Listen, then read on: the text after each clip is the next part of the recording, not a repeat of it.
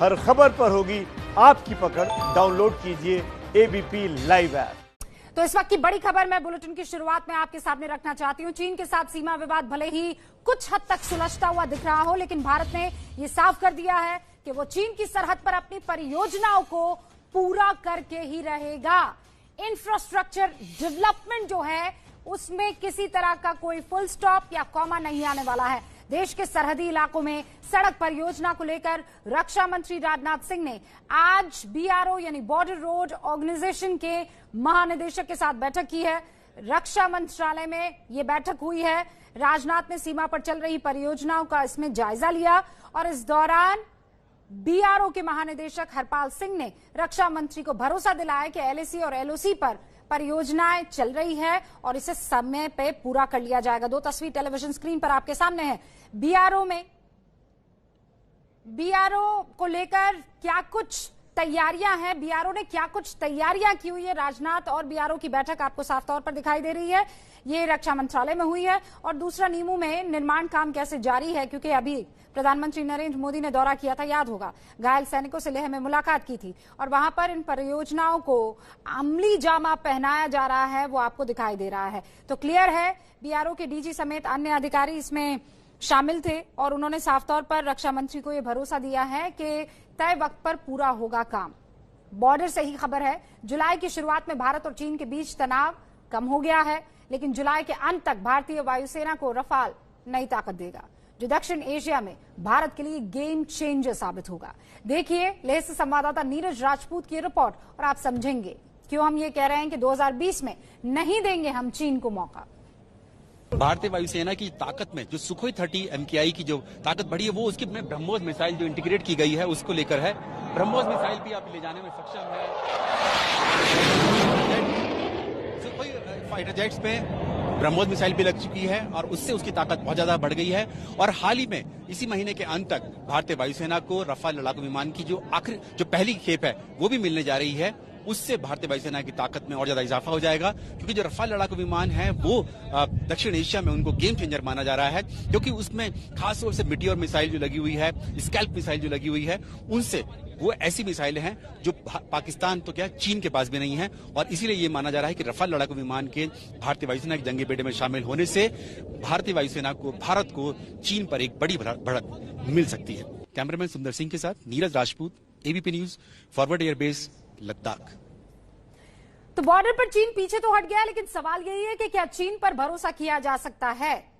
हम ऐसा इसलिए कह रहे हैं क्योंकि 58 साल पहले चीन ने ऐसा ही कुछ किया था, बिल्कुल ऐसी चाल चली थी। वो पीछे हटा और फिर धोखे से वार किया।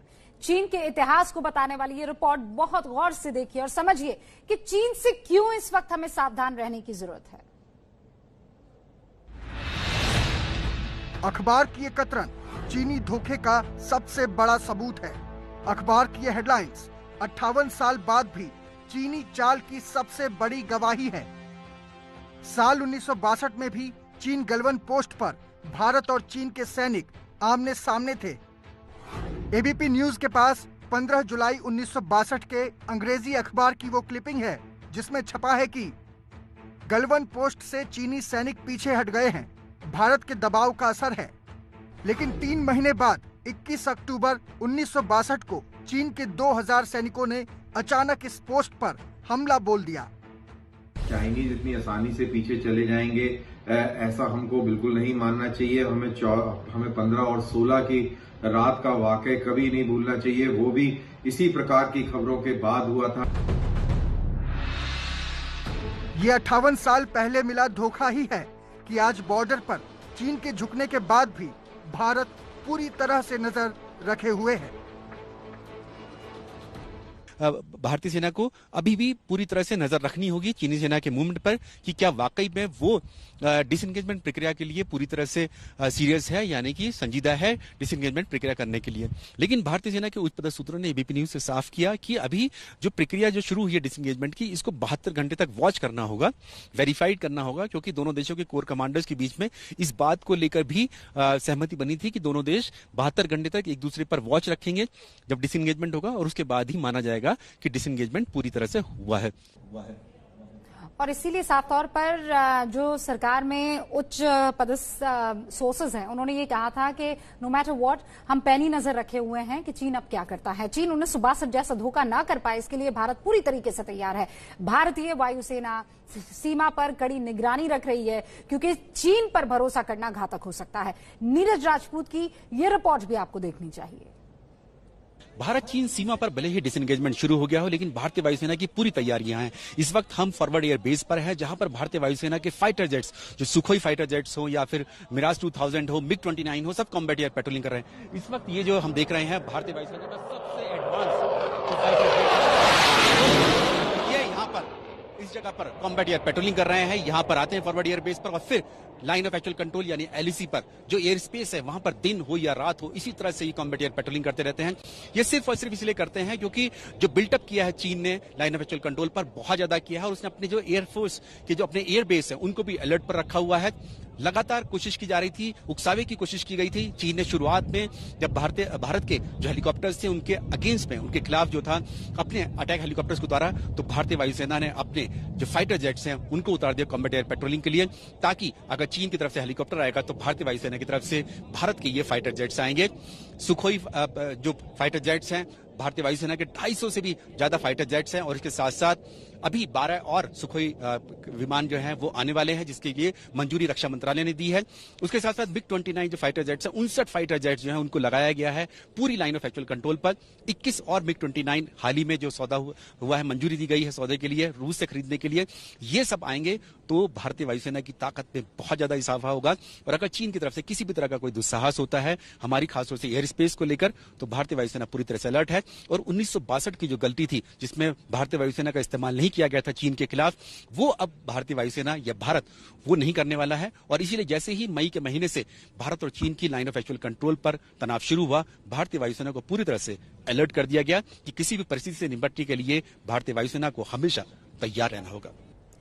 ये बात तो चीन भी बहुत अच्छे से मानता है। मुखपत्र ग्लोबल टाइम्स हो या फिर वहां पर चीनी हथियार बनाने वाली कंपनी की तरफ से चलने वाली एक मैगजीन, ये कहा जाता है उस मैगजीन में भी, मतलब ये चीन भी मानता है कि अगर दुनिया की सबसे शानदार कोई फौज है, खासकर हाई ऑल्टीट्यूड में लड़ने के लिए, तो वो हिंदुस्तान की फौज है। भारत ने वायुसेना को मोर्चे पर तैनात नहीं किया था 1962 में, लेकिन ये गलती दोबारा नहीं होगी। चीन की धोखेबाजी से सबक लेते हुए इस बार भारत ने LAC पर C-130 सुपर हरक्यूलिस विमान को तैनात कर दिया है। नीरज राजपूत की ये रिपोर्ट भी आपके लिए। जब से भारत चीन सीमा पर तनाव शुरू हुआ है, तब से भारतीय वायुसेना की जितनी भी एयर स्ट्रिप्स हैं, फॉरवर्ड एयर बेस की स्ट्रिप्स हैं, एडवांस लैंडिंग ग्राउंड है, चाहे वो दौलत बेग ओल्डी हो या फिर फुक्चे हो, न्यूमा हो, सब जगह पर अलर्ट है। ये C-130J सुपर हरक्यूलिस है एयरक्राफ्ट, जिसने 2013 में दुनिया की सबसे ऊंची जो एयर स्ट्रिप है दौलत बेग ओल्डी यानी DBO पर लैंडिंग की थी। उसके बाद से भारतीय वायुसेना के ये जो ट्रांसपोर्ट एयरक्राफ्ट है, ये इतनी ऊंचाई पर जाकर जो है लैंडिंग करते हैं। कम से कम 14 से 15,000 फीट की ऊंचाई पर दौलत बेग ओल्डी है। बहुत ही स्ट्रेटेजिक एयर स्ट्रिप है ये, जो भारतीय वायुसेना ने शुरुआत की। हालांकि ये 60 के दशक की एयर स्ट्रिप थी, लेकिन ये बंद पड़ी थी। लेकिन 2013 में जब चीन के साथ एक बार फिर से फेस ऑफ हुआ डेप्सांग प्लेन में, DBO के इलाके में, तब भारतीय वायुसेना ने इस खतरे को भांपते हुए अपनी इस एयर स्ट्रिप को फिर से शुरू किया। और तब से अब तक ये एयर स्ट्रिप दौलत बेग ओल्डी की ये पूरी तरह से ऑपरेटेड है। और जब अब पिछले 2 महीने से, मई के महीने से भारत और चीन की सीमा पर तनाव शुरू हुआ, टकराव शुरू हुआ, गलवान घाटी में हिंसा हुई, उसके बाद से इस दौलत बेग ओल्डी पर एयरक्राफ्ट जो हैं वो लैंडिंग कर रहे हैं, जैसे कि ये C-130J सुपर हरक्यूलिस है। तो देखिए, कल बहुत शानदार खबर आई कि चीन बैकफुट पर आ गया है। चीन ये मान गया है, क्योंकि भारत सख्त था तो चीन को नरम पड़ना पड़ा है। LAC में डिफरेंट परसेप्शन है, लेकिन उस परसेप्शन को भी ध्वस्त किया हिंदुस्तान ने।